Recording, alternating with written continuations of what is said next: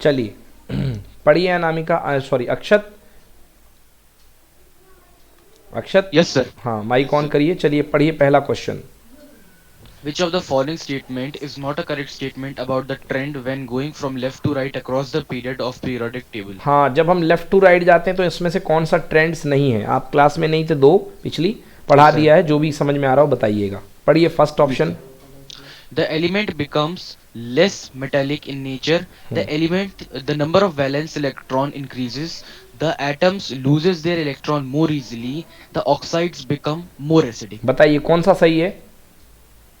Sir, Sir, uh, there are electrons more easily. हाँ बिल्कुल सही, ये वाला जो है मतलब इसने फॉल्स पूछा कि कौन सा गलत है, तो तीन सही है बट फॉल्स पूछा है तो ये वाला ही करेक्ट आंसर होगा। इधर आप लेफ्ट टू राइट जाते हैं तो इलेक्ट्रोनिगेटिविटी बढ़ती है, मेटेलिक करेक्टर डिक्रीज होता है, नॉन मेटेलिक करेक्टर बढ़ता है, मतलब yes, इलेक्ट्रॉन के प्रति लालच बढ़ता जाता है, बाउंडिंग कैपेबिलिटी बढ़ती जाती है।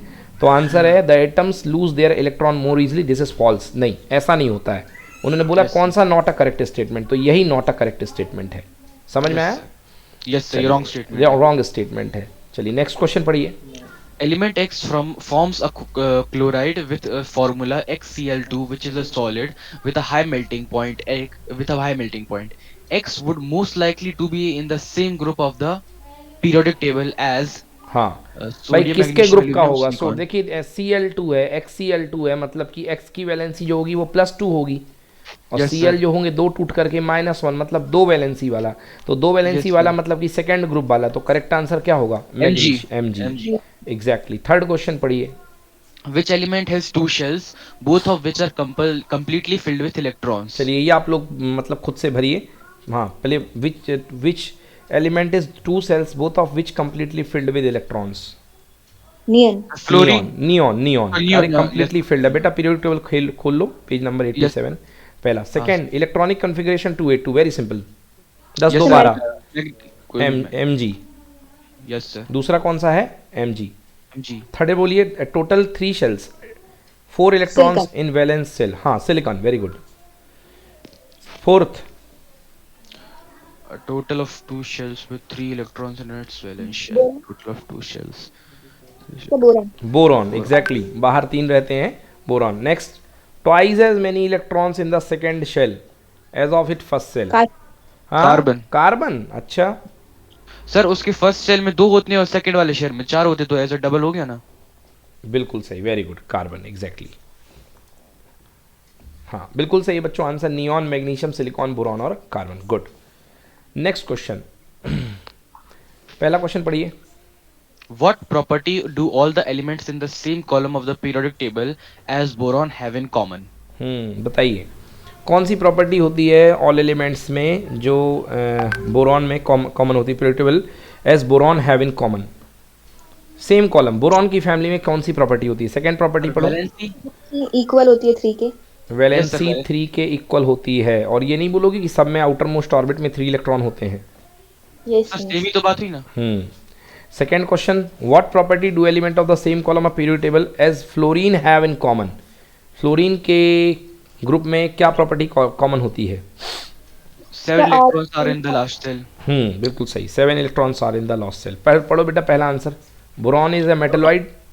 Boron is a metalloid which all the other elements in the same column of the periodic table are metals. This metal tables are metals. This metallic character is common in the same column of the periodic table as boron have. एक मिनट, ये थोड़ा अजीब सा जवाब है। What property do the element in the same column of the periodic table as boron have in common? Boron is a metalloid while all element in the same column of the periodic table are metals। तो ये तो common property थोड़ा ना हुई। और sir boron metalloid थोड़ी ना है? नहीं, मेटलॉइड है बोरॉन, मतलब सर मेटलॉइड उसको कहते हैं ना जिसके लास्ट शेल में 4 इलेक्ट्रॉन होते हैं। ऐसा कुछ नहीं है। अच्छा। नहीं, ऐसा नहीं है, मतलब बोरॉन एक बहुत अच्छा मेटल नहीं है, ऐसा समझ लो। नहीं मतलब हम लोग के क्लास में यही पढ़ाया था कि जिसके लास्ट में 4 इलेक्ट्रॉन्स है, मतलब इसकी वैलेंसी 4 या है, तो वो मेटलॉइड है। तो ऐसे तो केवल कार्बन होगा मेटलॉइड। मतलब सर कार्बन के ग्रुप वाले, कार्बन, सिलिकॉन, नहीं, ऐसा नहीं है, जर्मेनियम, ये सब। ऐसा नहीं है बेटा, ओके सर। ऐसा नहीं है। देखिए जब मतलब कि लेफ्ट में सारे ग्रुप जो हैं मेटल्स हैं और राइट में सारे ग्रुप नॉन मेटल हैं, तो एक कुछ एलिमेंट होते हैं जो मेटल और नॉन मेटल की प्रॉपर्टी एग्जिबिट करते हैं दोनों की, वो Yes, कहलाते sir. हैं मेटलॉइड। अब Metalloid. नीचे जाने पर तो मेटेलिक कैरेक्टर बढ़ता है। तो अब आप कार्बन की फैमिली में बोल दो तो कार्बन तो प्योर नॉन मेटल है यार, हर कोई जानता है कार्बन नॉन मेटल में आता है, बोलो हाँ। Yes, sir. कार्बन बिल्कुल, sir. मेटलॉइड कैसे हो गया? कार्बन तो नॉन मेटल है ना। Yes, sir. कार्बन के बाद सिलिकॉन आता है, तो सिलिकॉन जो होता है वो मेटलॉइड है, मतलब सेमीकंडक्टर Semiconductor. है ना। जर्मेनियम है ना, फिर उसके बाद स्कैंडियम आता है और इसके बाद लेड आता है। तो ये तो दोनों घनघोर मेटल हैं ये दोनों तो, Yes, sir. ठीक है ना। चलिए अगला, तो ये थोड़ा सा मैं इससे असहमत हूँ। यहाँ पे इन लोगों ने बोला है कौन सी प्रॉपर्टी, तो उसमें लिख लेना they all having same number of valence electron in outer most orbit, ये लिख लेना। हाँ, Yes, sir. फोर्थ पॉइंट पढ़ो। फोर्थ पॉइंट All क्या था? elements. What property the elements, fluorine, चलो पढ़ो। All elements, All elements belong to same column as fluorine are non-metals and are highly electronegative in character. हाँ All ये of बिल्कुल them 100% बिल्कुल सही बात है भैया। दोनों सबके सब नॉन मेटल और हाईली इलेक्ट्रोनेगेटिव हैं, हाईली इलेक्ट्रोनेगेटिव, लूटपाट मचाने वाले भिखारी। All of All them of- have valence electron equal to 7, जो अक्षत ने 7. बताया, and this Yes, can accept 1 electron to complete their octet. Exactly, ये सही है एकदम। डन। Yes, sir. चलिए जी, next question number 5th। An atom has electronic configuration 287. 7, हाँ। What is the number of this element? Atomic number of this element? बताइए भाई क्या है, what is the atomic number? 2, 8, 10 और 7, 17, 17. 17। नेक्स्ट पढ़ो, B point. To which of the following elements would it be chemically similar? जिनके outer most में 7 electron होंगे, fluorine होगा, Yes, ब्रोमीन Hydro- होगा, Yes, sir. Fluorine family. है ना, फ्लोरीन फैमिली। तो देखिए answer fluorine, as fluorine has 7 valence electron, has valence electron equal to 7। चलो Yes, भाई, sir. हाँ पढ़ो question. The positions of three elements A, B, and C in the periodic table are shown below. चलिए पढ़िए। State whether A is a metal or non-metal. चलिए सबके बारे में बताना है भाई। ग्रुप 16, तो ग्रुप 16 कौन सा ग्रुप होता है? ऑक्सीजन का ग्रुप होता है, देख लो पीरियड टेबल में। Group 16 Yes, sir. होता है कि नहीं होता? Yes, sir. होता है. हमें तो 6 को पकड़ता हूँ सीधे, 6 वैलेंस इलेक्ट्रॉन ऑक्सीजन में होते हैं, क्योंकि नंबर ही होता है 2 और 8, सॉरी 8 होता है तो 2 और 6, तो इससे 6 पकड़ में आ गया, इससे 7 पकड़ में आ गया। ये ऑक्सीजन है, मतलब यहाँ पे आएगा ऑक्सीजन। क्लियर हुआ? Yes, sir. ऑक्सीजन की फैमिली ये बन गई, और ये फैमिली किसकी बनेगी? ऑक्सीजन की अगली 17 ग्रुप यानी कि 7, यानी फ्लोरीन फैमिली। यस और नो? Yes, sir. चलिए अब आपको बताना है कि कौन कौन क्या है। तो ऑक्सीजन की फैमिली ओ, सॉरी सीटी पुलिस ने बजाई, है ना। Oxygen, sulphur, selenium, tellurium. और ग्रुप 17 क्या होता है? फिर कल बाहर आई आंटी, आंटी तो है ही नहीं, जगह ही नहीं है। चलिए पहला क्वेश्चन है, सारी चीज़ें ढूंढ ली। पहला क्वेश्चन पढ़ो। State whether A is a metal or non-metal. A, chlorine metal की non metal? Non-metal. Non metal. Non-metal। पहला नॉन मेटल। दूसरा पढ़ो। State whether C is more reactive or less reactive than A. अब भैया इस तरफ जाओगे तो रिएक्टिविटी डिक्रीज हो। एक मिनट, बट रुक जाओ, अब रिएक्टिविटी का पंगा है, रुक जाओ। टेल्यूरियम है और यहाँ पे आयोडीन है, तो ग्रुप में C is more reactive, less reactive A के साथ पूछा गया है। देखो क्लोरीन और यहाँ पे आयोडीन, तो ज़्यादा रिएक्टिव कौन होगा, क्लोरीन या आयोडीन? ए और सी का कंपैरिजन पूछा गया है। नीचे जाने पर रिएक्टिविटी क्या होती है बच्चों? इंक्रीज होती है। होती है. तो ज़्यादा रिएक्टिव कौन होगा? आयोडीन। समझ में आया?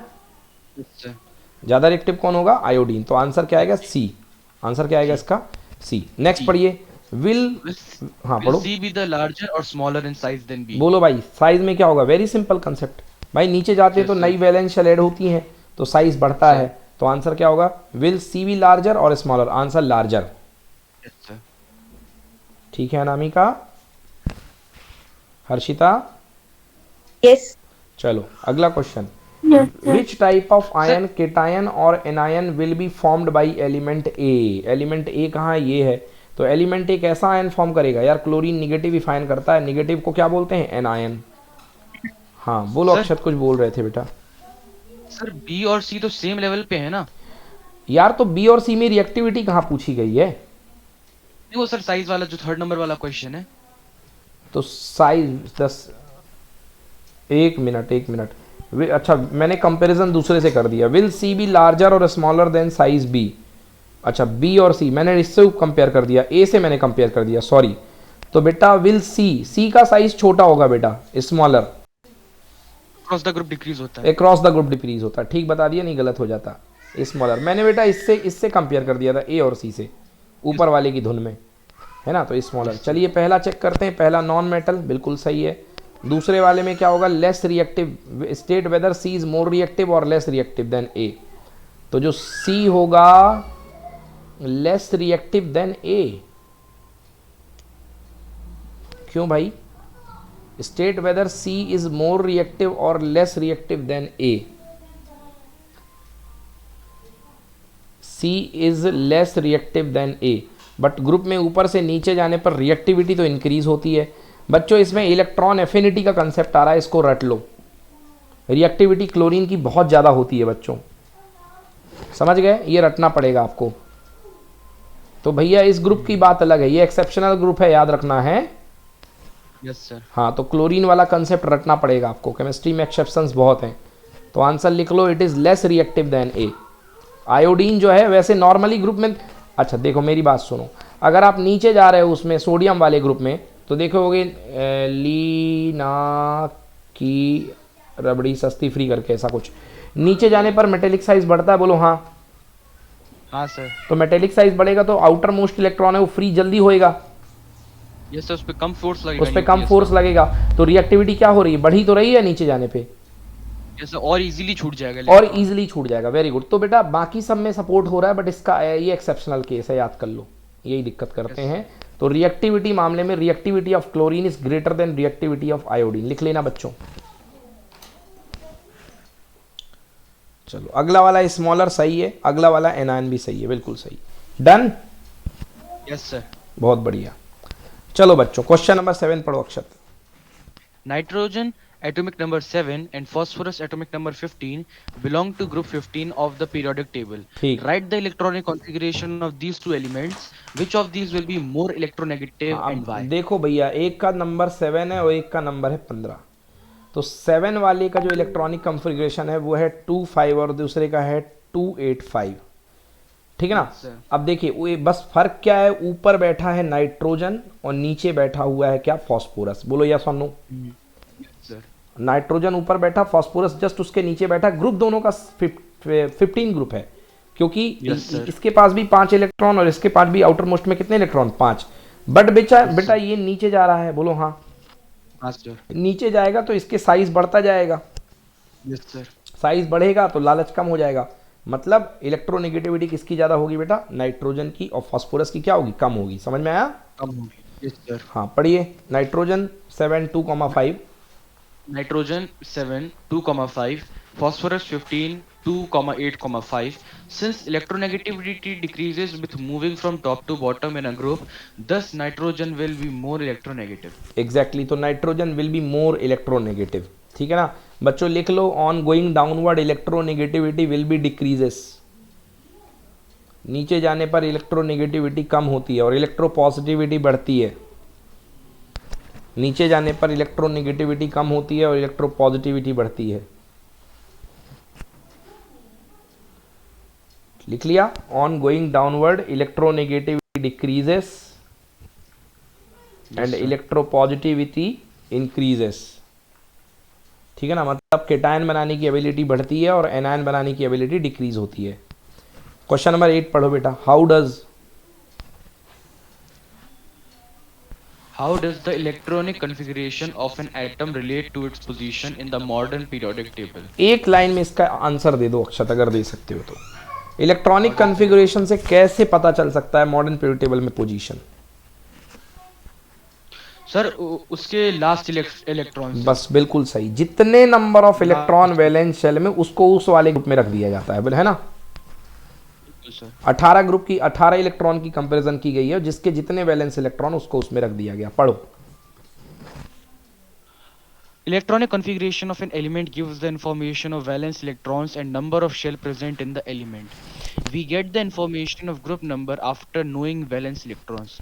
number shell present in an element is equal to period number. बिल्कुल Thus, सही। by knowing electronic configuration, we know the group number and the period number of of an element, which is the position of the element in a periodic table. बिल्कुल सही भाई, जौन से number की period चल रही है वो बन जाएगा उसका आपका, मतलब जौन से नंबर की ऑर्बिट चल रही है उस ऑर्बिट का नंबर बन जाएगा उसका क्या, पीरियड, और जितने वैलेंस इलेक्ट्रॉन है वो ग्रुप बन जाएगा। समझ में आया?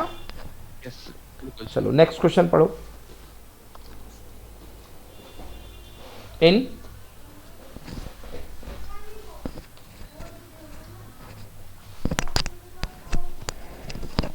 पढ़िए भाई क्वेश्चन।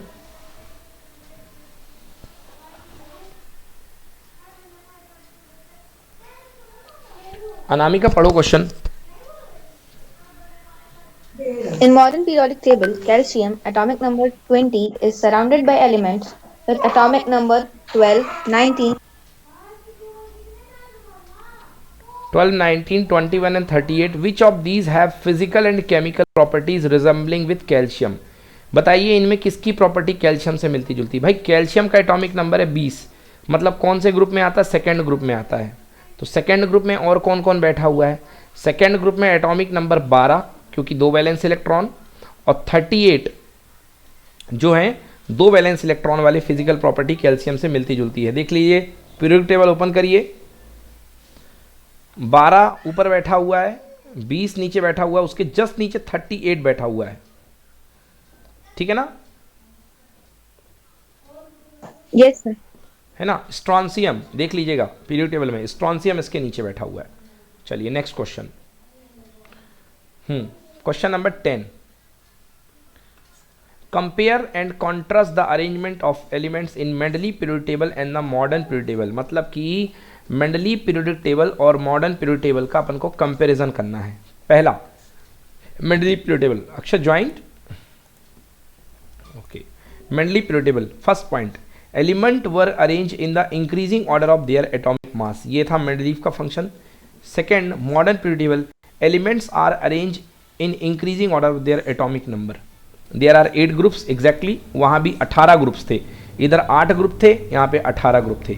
हर ग्रुप को 2 सब ग्रुप में बांटा गया था, ए और बी, यहाँ पर कोई सब ग्रुप नहीं था। Then group for noble gas was not present as noble gas were not discovered that time, यहाँ पर नोबल गैस के लिए कोई ग्रुप मेंडलीव ने अलग से नहीं बताया था, मगर इन्होंने हेनरी मोसले ने अलग से ही ग्रुप दे दिया था अपने नोबल गैसेस के लिए। यहाँ पे मेंडलीव में there was no place for the isotope,